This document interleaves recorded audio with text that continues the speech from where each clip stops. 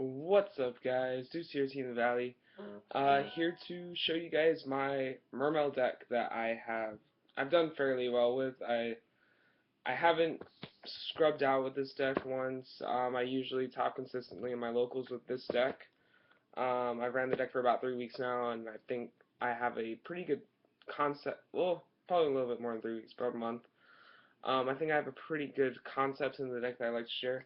And also, guys, if you haven't seen my last video, go check it out. It's about how much I hate this format. So yeah, if you guys want to see me rant, just go check it out. Alright, so let's just get down to the deck profile. I also got this cool box. Like I told you guys, I'm getting into Kaijudo. Well, I want to get into Kaijudo, and I got this thing at one of my local card shops. Um, it was sort of like a double deck thing. So yeah, it's pretty cool. But yeah, I'm using it. There we go. I'm using one of them for my mermails, and it looks freaking awesome. But yeah, I just want to share that with you guys. I felt it was pretty cool. So yeah, let's get started on this mermail deck profile. So for the monsters, we're running the obvious 3 Mermail Abyss Megalo. In my opinion, this is standard. I tested 2 for so long, and I just wanted to see this card as fast as possible. And I'm running a few cards that help me support 3 Megalo very, very easily. So yeah, I felt 3 Mermail Abyss Megalo was just perfect. And the one lead is really, really strong. Like, I really do like this card. A lot of people like dropping it. I mean, just a free 2700 beater is just great. And sometimes, like, I think I've done it a couple times where I've had to pitch 3 for lead just to add back a Squall or Sphere, something like that. So yeah, it's really needed. Then we got 3 Abystius, just a level 7 Pike, nothing really explained there. Retitle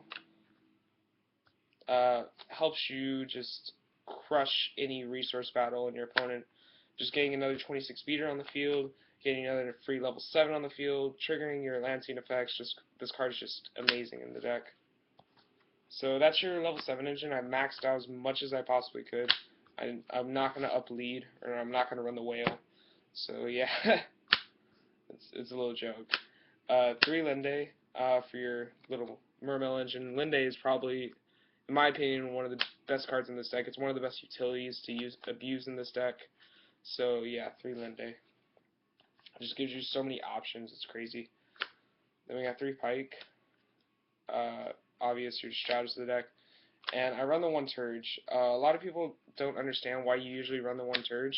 The Turge allows you to basically have a Pike effect twice per turn. You can go Pike, pitch Gunday, special Turge, pitch what you searched off a Pike, add back to Gunday, and basically you did a minus and you have 2 level 4s on the field. And it's it's just a really, really good play.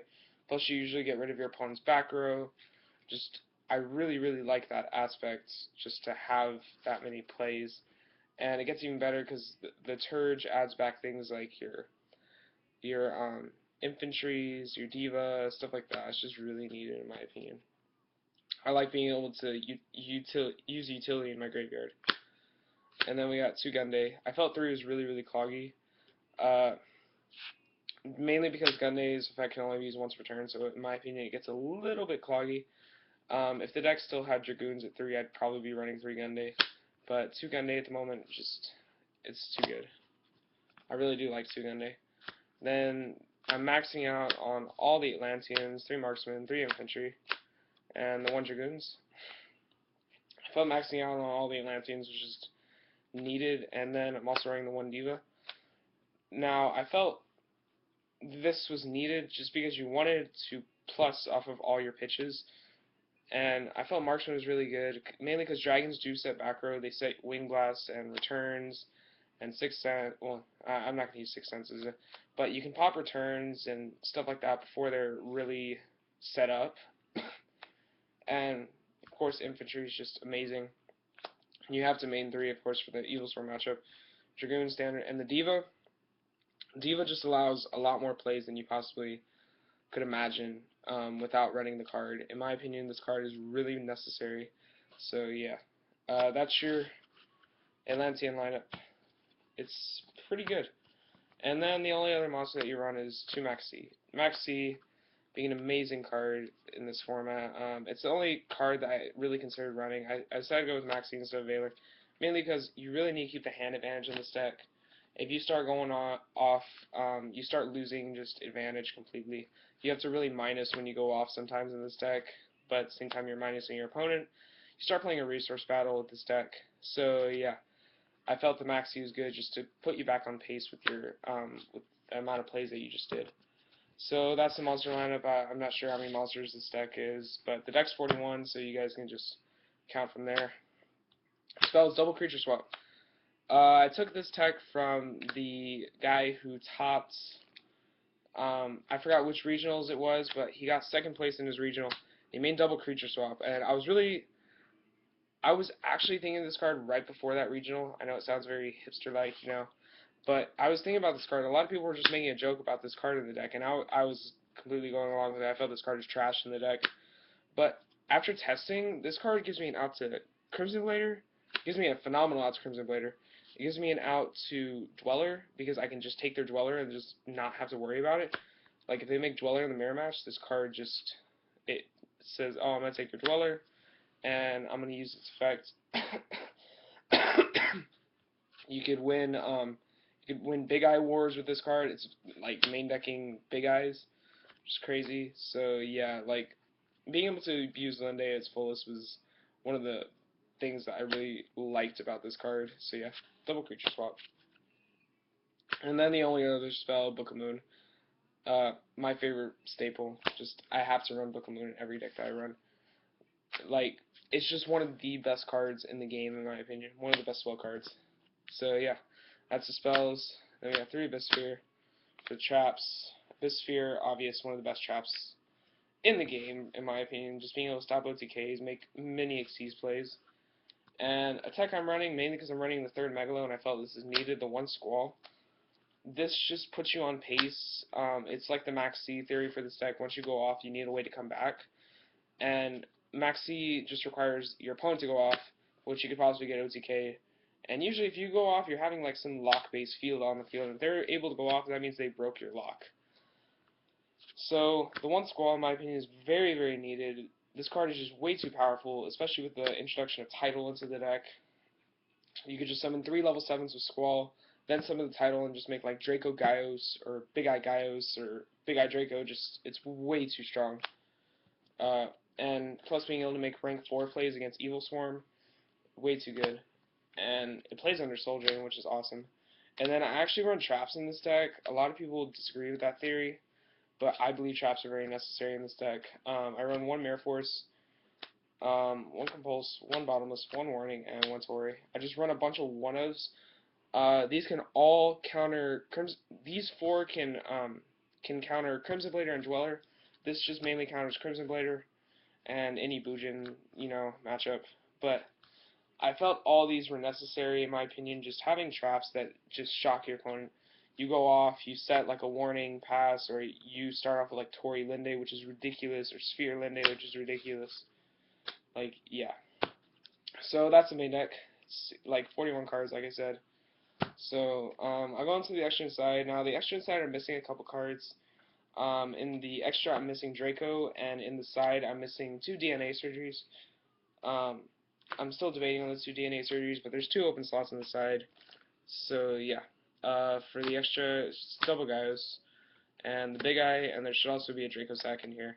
But at the moment, I usually borrow Draco Sack in my tournaments. So yeah. And then we got 1 Bahamut Shark and 1 Abyss Strike. I felt this engine was really, really solid. A lot of people feel this is a win more combo. I feel it just helps you seal the game as soon as possible. So 1 Bahamut Shark, 1 Abyss Strike. And then I run like a trinity of rank 4s, Dweller, Maestroke, and Diamond Dire. These, in my opinion, are necessary. The Dweller, of course, fantastic in the mirror match, fantastic in the Dragon matchup. Also giving you that 500 boost. It's just really good. Maestroke definitely, in my opinion, have to run it. Like, these 2 have a theory behind them, which I like doing. I like having multiple outs to, multiple monster aids. Things like Ophion, Crimson Blader, Dweller, just having multiple outs of those cards is just really needed. It makes Sphere Pike just so good. I'm running the one armored Kappa. It just gives me it makes Diva and out to Crimson Blader, Defissure, Ophion. It just makes it out to everything in that, and it can stop you from being OTK'd as well if you just fear that. So yeah, and the one Leviathan, I just felt I needed to run a rank 3 that could trigger my water effects, and I felt this was the best one I could run, mainly because I could summon it with Bahamut Shark as well, and it's more offensive than needed.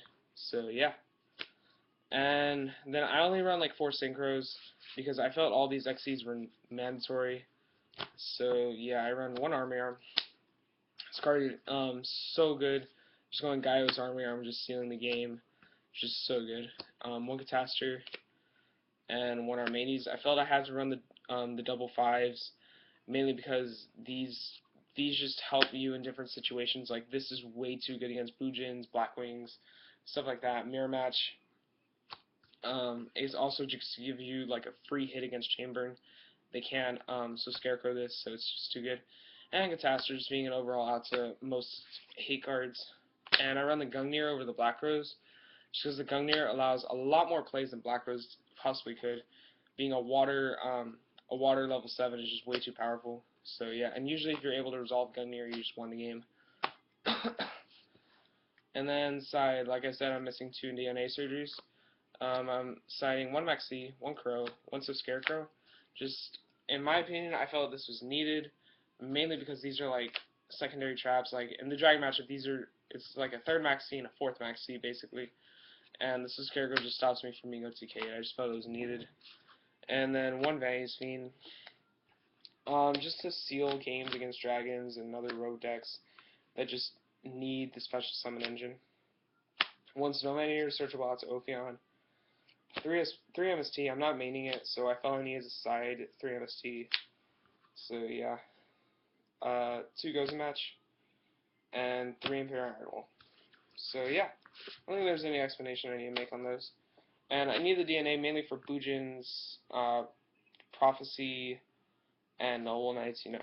Alright, so that was my Mermail deck profile. Please leave comments down below. Check out my last video. This is Deuce here, Team the Valley, and I'm out, guys. Later.